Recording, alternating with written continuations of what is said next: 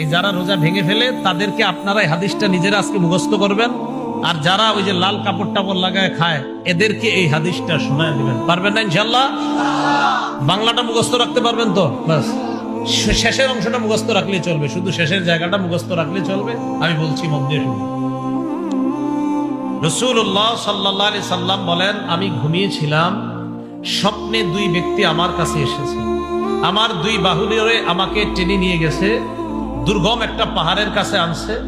ওই পাহাড়ের কাছে যাওয়ার পর আমি পাহাড়ের সামনে দাঁড়িয়ে রইলাম। আমাকে ওই দুইজন বললেন, আপনি পাহাড়ে ওঠেন। আমি বললাম, আমি উঠতে পারবো না।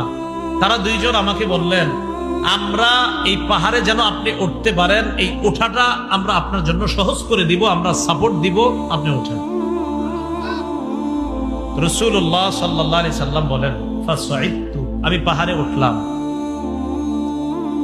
পাহাড়ে ওঠার পর আমি দেখলাম ইদান বিআসওয়াতিন শাদীদা, প্রচন্ড আওয়াজ আমার কানে আসতেছে। কোথায় উঠাই আওয়াজ পাইছে? পাহাড়ের উপরে।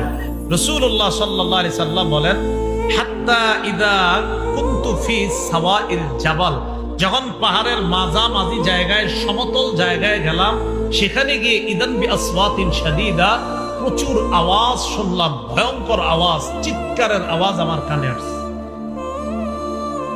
ফাকুলতু মা হাদিহিল আসওয়াত, আমি প্রশ্ন করলাম, এগুলা কিসের আওয়াজ? ওই দুইজন জবাব দেয়, উআউ আহলিন নার, এগুলা জাহান্নামীদের চিৎকারের আওয়াজ।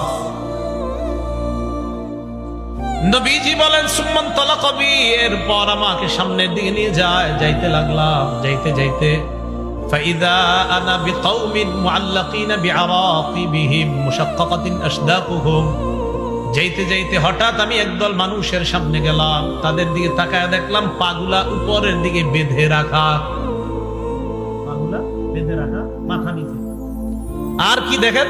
পা উপরে মাথা নিচে।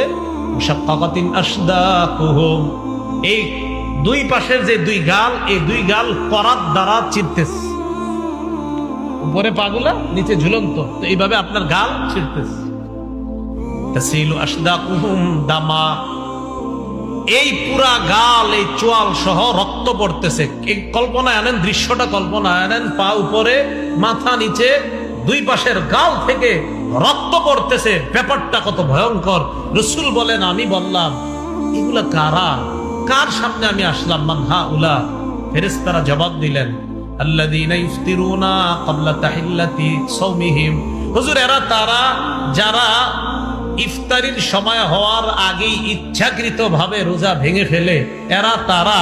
আর যারা রোজা রাখে না তাদের অবস্থা তো আরো ভয়ঙ্কর। রাসূল বলেন, একদল হুজুর ইচ্ছাকৃতভাবে রোজার সাথে তামাশা করে, ইচ্ছা করে রাখবে, মন চায় আমি রাখবো, মন চায় রাখবো না, ইচ্ছা করে যারা ভেঙে ফেলে, এদের এই অবস্থা, এটা চলতেই থাকবে। পাগুলা উপরের দিকে দেওয়া, মাথা নিচের দিকে দেওয়া, দুই পাশের গাল বেয়ে বেয়ে রক্ত পড়তেছে। এরা কারা?